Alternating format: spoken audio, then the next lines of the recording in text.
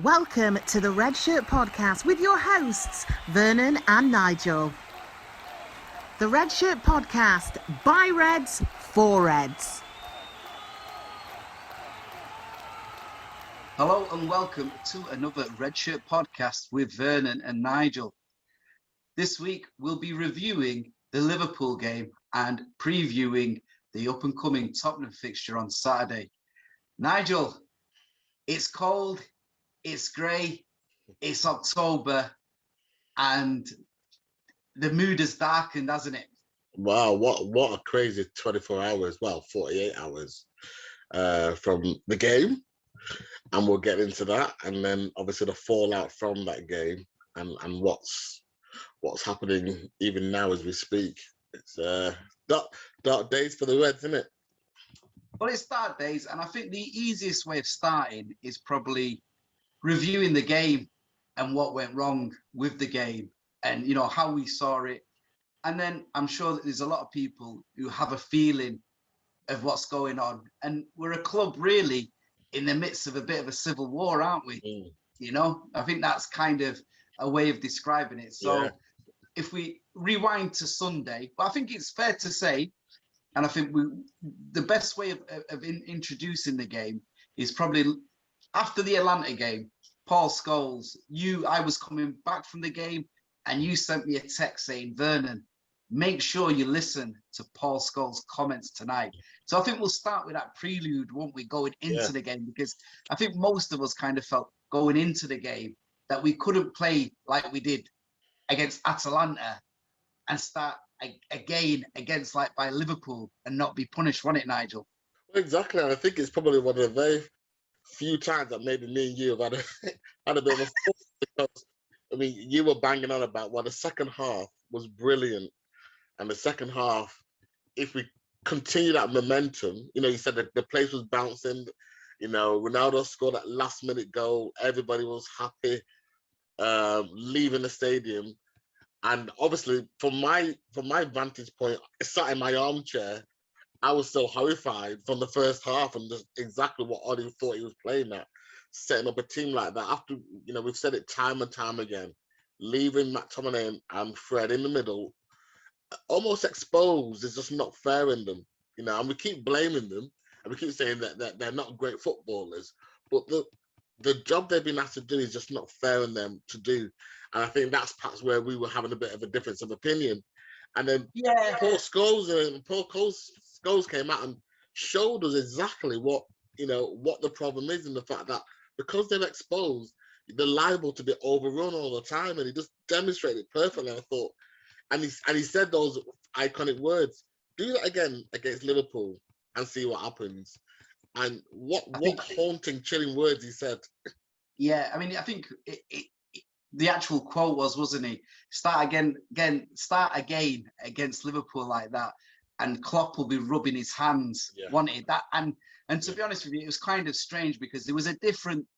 I think like the euphoria of being at the ground and seeing the result, and coming out and, you know, hearing the fans for half an hour, you know, singing Ole's name, and obviously you sort of like reflecting, watching it at home. There was two different sort of perspectives, weren't they? Because there was one of sheer delirium and joy, and then like yours was sort of like you had a lot more to sort of time to reflect on the analysis of the game, whereas I came into it and started looking at it. And I think we did kind of agree after about, you know, a bit of a debate after an hour that the problem is, you know, and we're going to go into it in a minute, is that players aren't progressing because of the lack of coaching at present, and especially the team.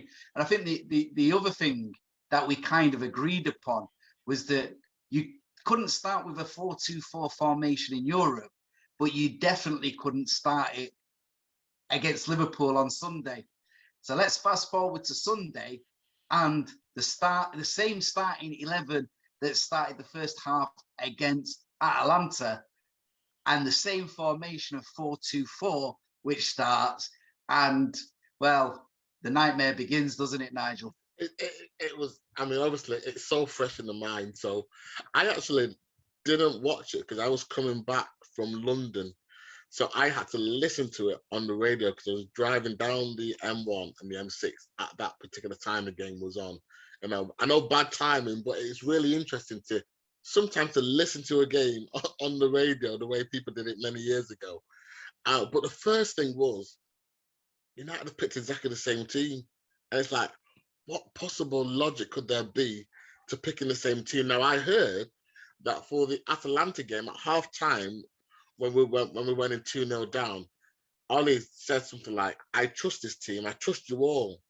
So I'm not going to change anything because I trust you all. I want you to go out there and and justify the reasons why I trust you.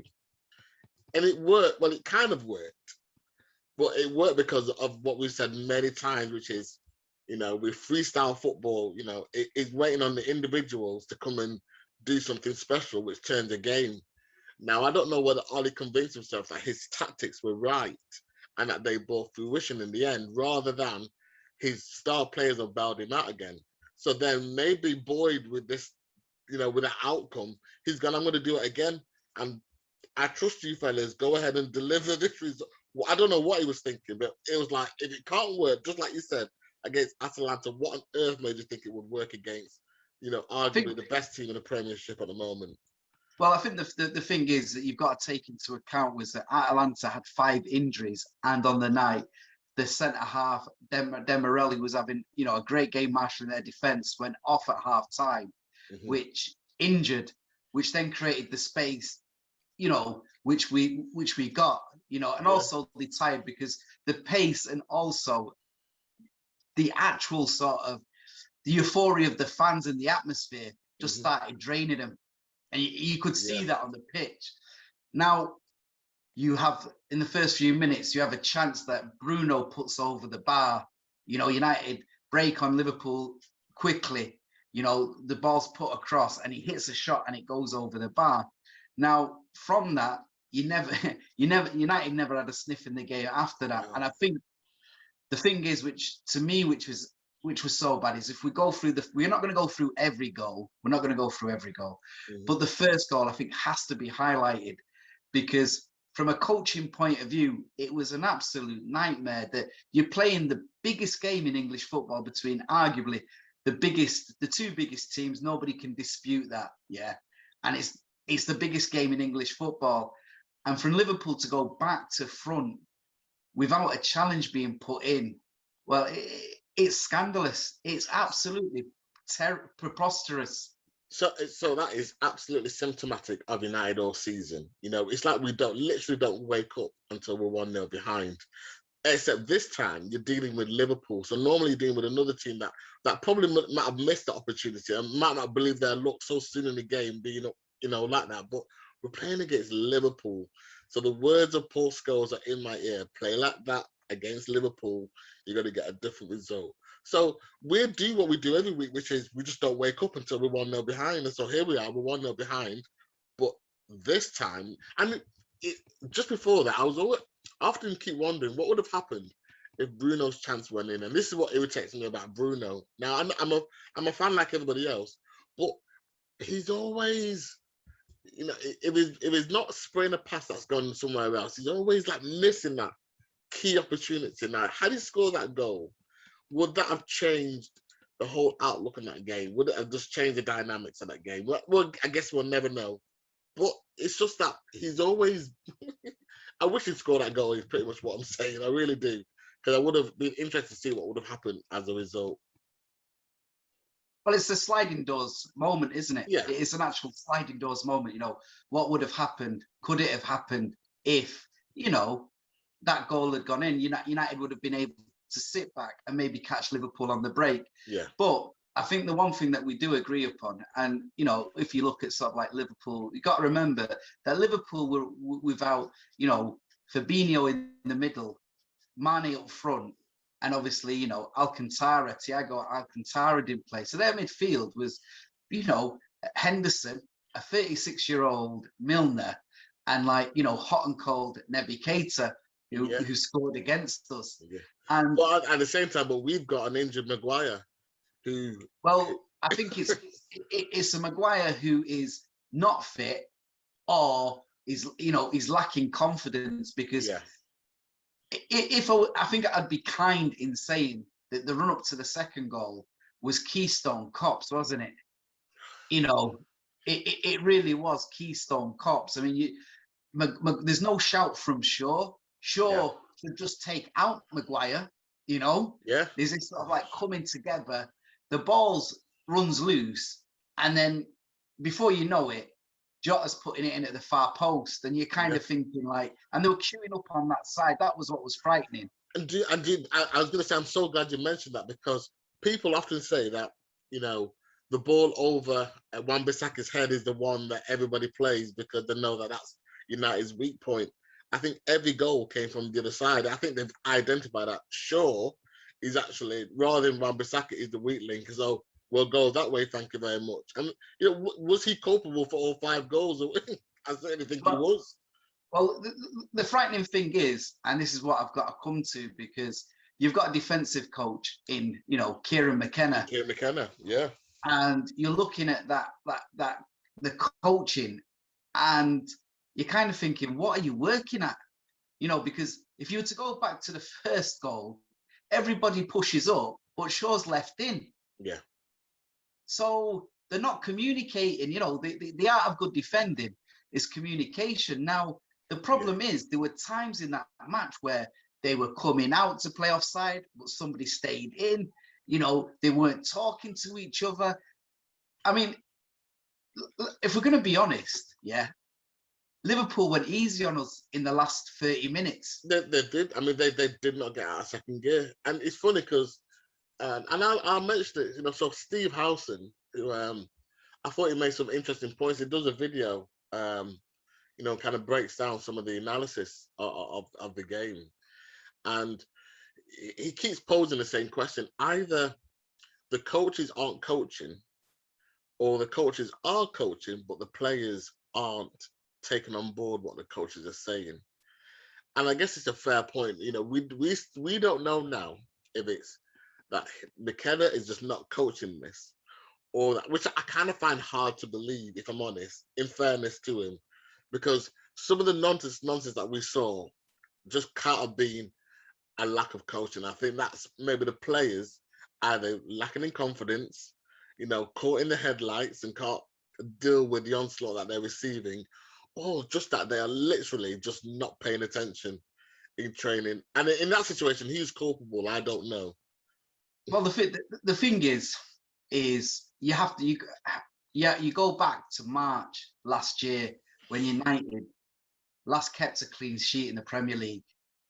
So that tells me that something's going wrong, because you've only added Varane into that defence. It's not like there's a totally new defence. Mm-hmm. The defence is very much the same, apart from the addition of Varane. I mean, on Sunday, for instance, it was the same back four as last season. Yeah. So therefore, something's not working. Now, do you then say, look, this isn't working, we have to bring in more experienced coaches? Because the problem is you know, Carrick and McKenna, as well as Ollie, they're learning on the job, aren't they? Yeah.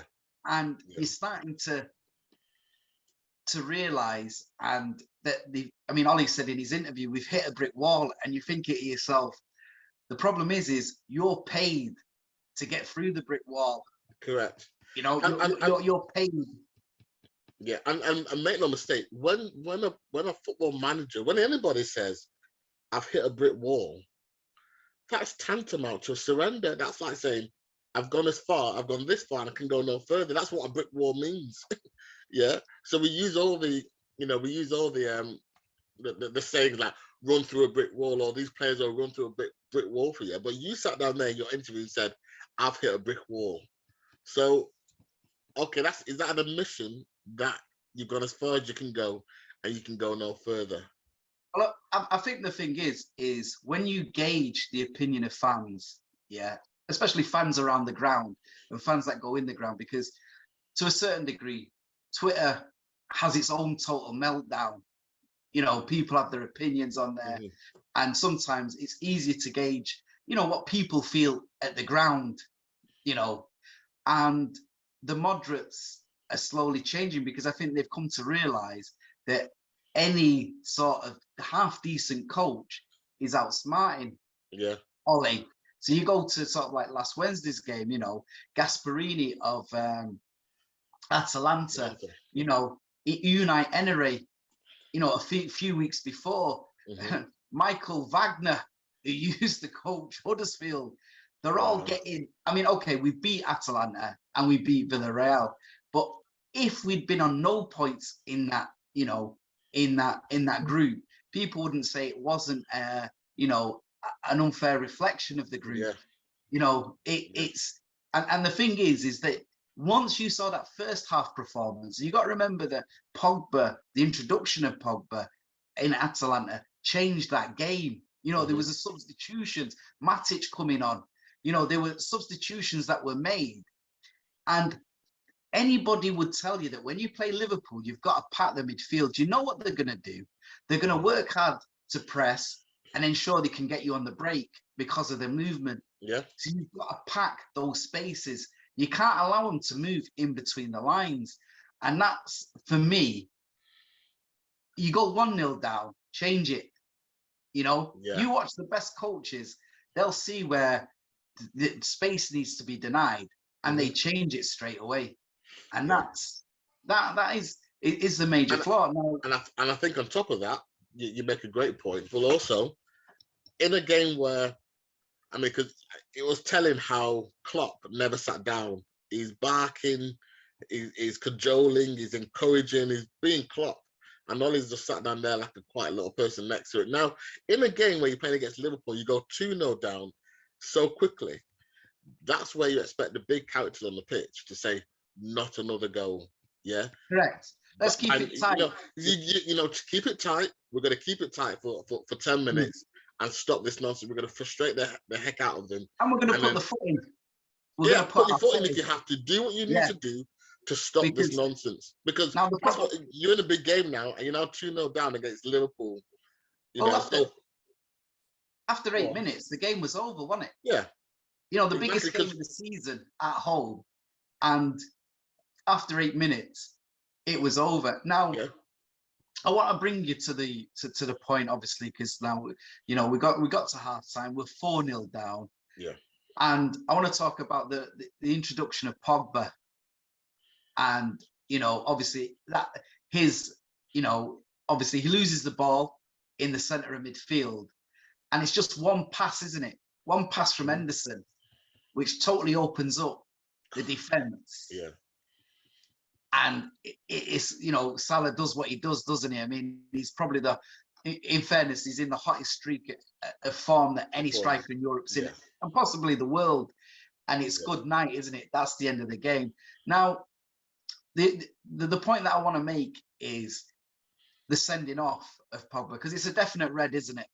Oh, there's no two ways about it. It's gone over on top of the leg, and obviously, fortunately, the referee doesn't see it straight away. But you know, VAR's here, and as soon as you see it, you think there's no way he's going to survive. So, well, that's it, innit? Because but just go. I mean, hopefully, had he survived, then Pogba's done a bit of a number there, and he's let the player know he's there. So, well, he's letting him know he's there, but I mean, it's VAR. And you knew that once VAR was getting involved, you know, you thought he's going. He's going. And now, to me, this showed a total frustration from the players, because you could see that they were starting to lose their heads, because it's easy to say that Ronaldo could have gone as well, couldn't he? Yeah. You know, I know he gets the ball, but if say Pogba hadn't been sent off, there was a good chance that Ronaldo could have gone.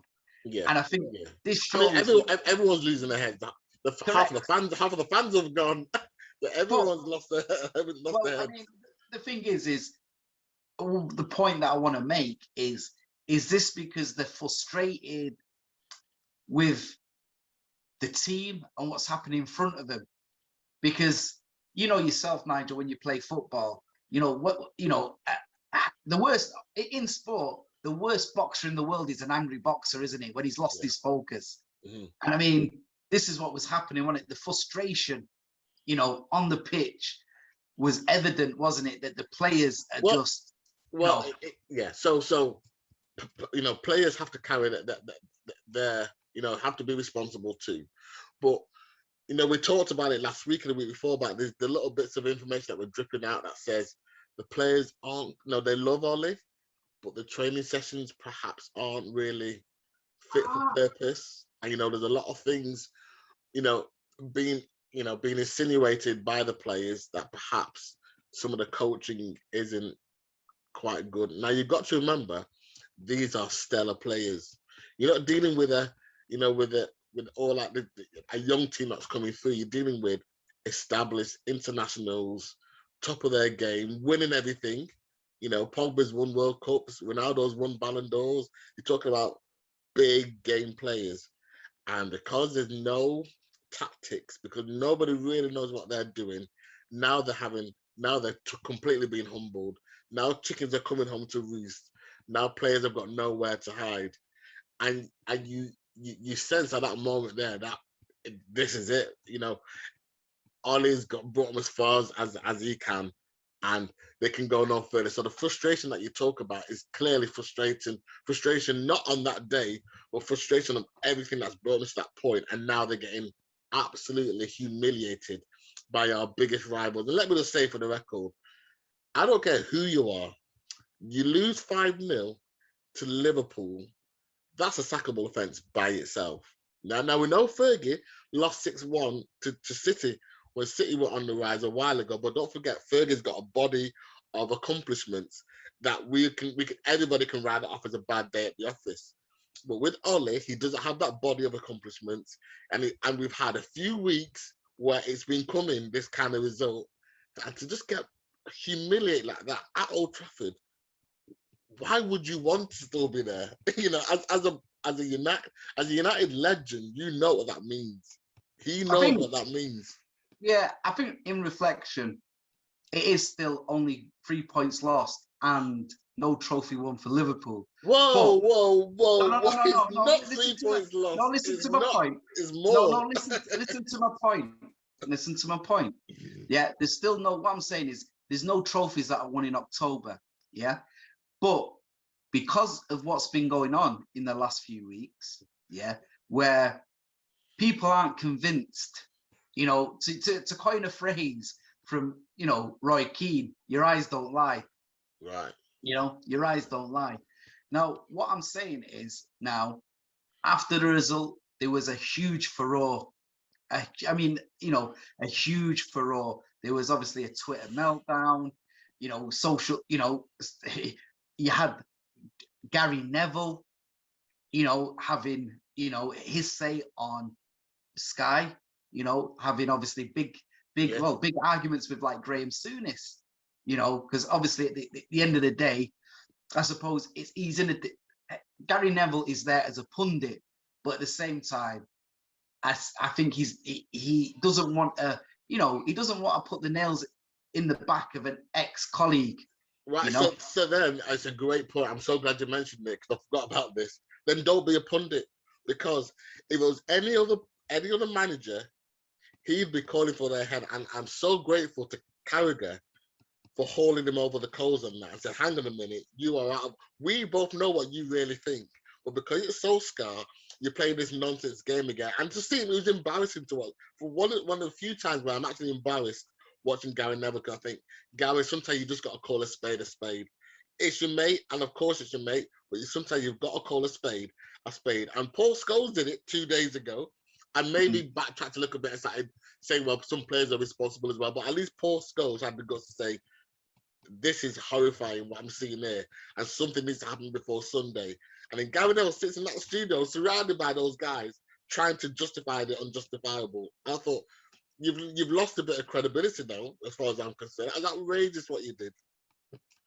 I mean, it's interesting because, like, obviously there's been a lot of talk. There was a lot of talk yesterday, speculation about Ollie's job. I mean, like today, it looks like from what we're reading, or hearing, that he's in charge for the Spurs game. Yeah. Now, it looks to me as if, and then you've got the City game, which is the week after, and then there's an international break. Now, most managers that do get the sack, it's on the international break. Yeah. Because what they're not going to do is, if they do bring in a new manager, they're not going to bring him in on games where they could get beaten, i.e. City at home or Spurs away. They're going to wait for the fixture, a fixture where they think it's winnable to bring him in. Now, so well, to be fair, do you think there's that level of thinking going on? Because from what I see, I think Ollie knew his numbers were up, and I don't think the board have prepared for this scenario.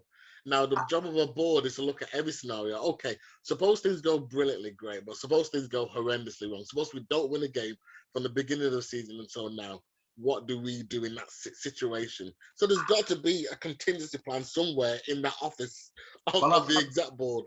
I think there will be, and I think like publicly, they may be, there's support coming out, but I think privately there will be contingency plans, because the problem is there's a good chance you still might not qualify for this year's Champions League's last 16, but also for next year's champion, the champions getting the top 4 for the season after. So I think there will be. I think that, they may be turning around. They may be saying, yeah, but privately, there's, a lot of that is lip service, the public saying that we back him. I mean, they've actually said he prepared, they made a statement yesterday where they said, he's looking forward to preparing for his next 3 games. I think the thing is if those last 3 games go badly, then he's almost at a crisis point where he can't return, after this week's result. How are we not there already?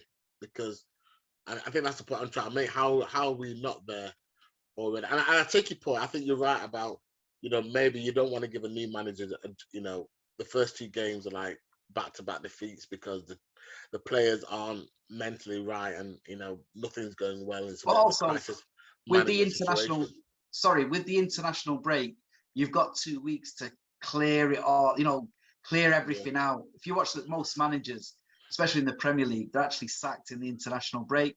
But also, then that gives them time, if the new manager wants to give them targets that they're able to go to in the January transfer window, that gives you just enough time. And I think also from that point of view, and it pains me to say this, at this moment in time, you're looking more to get in the top 4 instead of challenging. And that's the stage that we've got to, and I think exactly. And I think obviously you've highlighted the point quite rightly that at this rate, you give all of those next 3 games, there's a chance that, we're going to fall even further behind and what have you. So in the same way in which Chelsea just had to make a decision and get Tuchel in, and it worked, that gamble worked. Now it's still a gamble, but the difference is we've known from a long time ago, if we're honest, that Ollie just wasn't up to the job, and now we've seen it bear out. We know that any other manager apart from Ollie, can probably get a tune out of these players. So the issue here isn't so much, we still believe in Ollie's plan, because we all know that Ollie can't do it. We just need that guy. It could be anybody, it literally is, because of the star-studded team that we have, it could be any manager, really, that has a bit of footballing now that can take care of the situation. I think what they've got to do is they've got to look basically at, who they want realistically. Now, obviously, they're talking a lot about Conte, and realistically, I don't know if he's the right fit for us. There's a lot of talk about Zidane. Again, did a great job and managed Ronaldo at Real Madrid. The third one for me, and the guy that I think should get the job, is Luis Enrique, who's the Spanish national team manager and ex-Barcelona manager. Okay, I thought there's a fourth one, isn't there? What's the Ajax manager called? Ten Hag. Yeah, I believe. Now, Ten Hag, that's an interesting one, because I listened the other week to Mario van der Kramp, the Dutch journalist, and he felt personally that the Premier League culturally isn't right for him, because he's a very quiet sort of manager. He thinks that he's more suited culturally to a big job in Germany. That was his opinion. He was saying that he felt basically that the press would be too much for him here in England because he's quite a quiet, unassuming guy. You know, that was the feeling. Now I know there's in fairness. I mean, I watched Ajax the other week against Dortmund, and the way that they moved and the way that they were coached, it was actually, as a neutral, enjoying to watch. You know, to see their, you know, their footballing culture and their technical ability, and you kind of like look at United and you think to yourself, well, you know, it would be nice for us to move in that way. Now, it would be nice. I think we've got to make a decision. I like the fact that you mentioned he's a quiet man, because I think one of United's problems is the fact that they don't want someone like a too big a character that's just going to rock the boat. Because, you know, United have come a long way since Solskjaer has come along, and the whole team and the club have begun to align and begin to calm down. I think what you maybe need is somebody with that personality. You don't want somebody who's bombastic and just going to start winding the players up and winding, the board up. Well, what you don't want is, like, unfortunately, I mean, like, and Mourinho did a very good job. He's the only manager to win 2 trophies, you know, in his first season at the club. The problem was it became too toxic, and he was engaging in personal wars against most of the squad. Exactly. You know, and the thing was as well, the football was becoming unbearable, and within the stands, again, we talk about it's, and this is where I think Ollie is now on dangerous ground, because in the stands, people are starting to turn. You know, the Van Gaal era, that was the problem. The fans in the end started to turn in the stands. I think what United have got to do, and this is what I say, you know, because, and also as well, I've got to say that, you know, guys, I know that out there, you know, there are opinions, but let's remember, this guy's done a good job. Let's value him for the job that he's done. Oh, yeah, you know, absolutely. You know, you got to, like, you know, he's done what most other United managers after Ferguson hasn't done, and he's got the deadwood out, and to a certain degree, he's restored. You know, you can look at maybe some of his faults. It's quite easy to do that, but let's look at the job that he's done in the last, you know, it's nearly 3 years that he's been there, and I think there's got to be some sort of credit that we've got to give him for that. You know, and he's got rid of the likes of Fellaini and, you know, guys like Rojo that just weren't good enough for the club. We could do with Fellaini right now. Fellaini was perfect in that team. He's doing it. If we had Fellaini, I think that's it. The only good thing about having Fellaini at the club is that he'd be taking the pressure and abuse off Foley, because it'd all be directed at him. Very true. The thing is that, you know, there was a lot of mediocre players that other managers bought at, you know, unbelievable prices. I mean, you know, we bought Angel Di Maria, who just didn't want to be there. You know, so in fact, you know, from that part of restoring pride, the way that we play, some exciting results like going away to PSG and beating them after being 2-0 down, you've got to take your hat off. The only problem is we kind of know that when it comes to the big games, especially finals or semi-finals, he ain't going to take us that step further. We're going to do it. I was going to say, you're taking the words out of my mouth, and the reality is, you know, we'll save the post-mortem for when he's gone, to be fair. Right now, I think we're in crisis mode, and I think the club needs to take the pressure off him, because his last couple of interviews, you can see he's got the weight of the world is on his shoulders. We've got to remember, he's our legend. We all wanted him to do brilliantly, but he said himself, he's now hit a brick wall. The him and the team have hit the brick wall. He's now, if that's not a cry for help, I don't know what is. You know, so what we need to do is remember that he's one of our legends, and remember what he's done for us. Like you said, what he's done over the last 3 years. We can't. It's not fair on him now to keep him in that situation just because the board are incompetent. We're going to keep. Can you imagine his next press conference? That's going to be horrendous. Yeah. I think it's just so unfair, and so I'm quite angry with the board for keeping him there. It's outrageous. Well, it is, because I think what you've got to do is, you know, we know with, like, I mean, you could see it on him when he was coming off the pitch. You know, he was, and you kind of like saw it, and it was kind of like,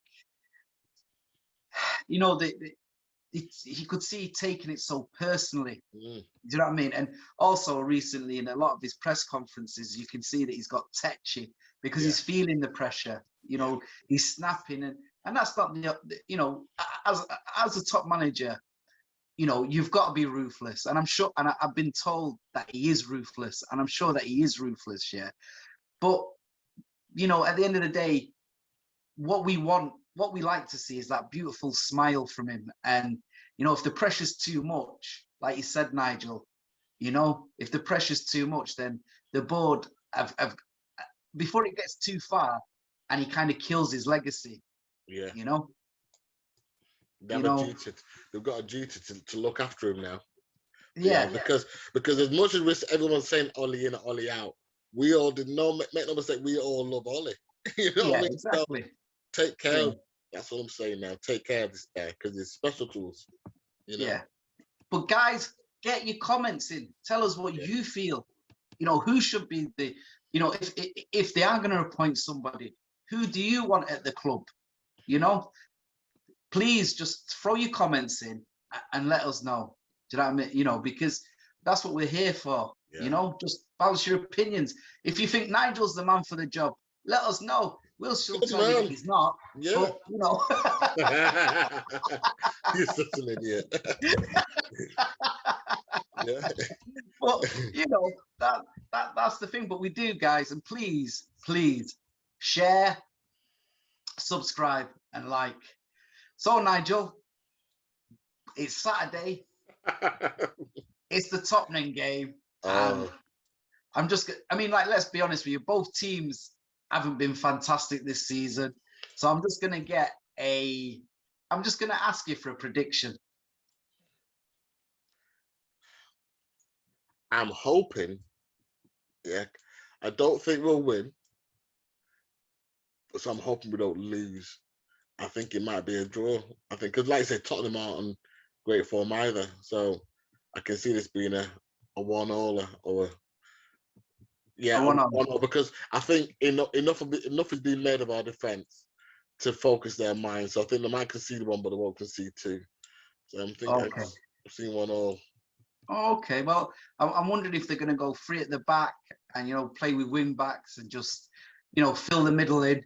And, you know, it'd be interesting to see, because the other thing is what they've got to do is they've got to make this formation work now and get the balance right of the team, you know, for the next couple of games. So I'm going to go for a 1-0 win. You know, we'll see next week. Yeah. But Nigel, that brings us to an end of another great podcast. You know, so people, as we say as usual, you know, it's Black History Month. Let us know who your favourite black player is that have donned the beautiful colours of our club. Yeah, Nigel, keep safe, love football, and keep the red flag flying. It's a dark day. It's a dark day. See you guys, and please like, share, and subscribe. And please put your comments in. Thank you. Good night. Bye. See ya. Thanks, everyone. The Red Shirt Podcast, by Reds, for Reds. Don't forget to like, follow, and subscribe to the Red Shirt Podcast.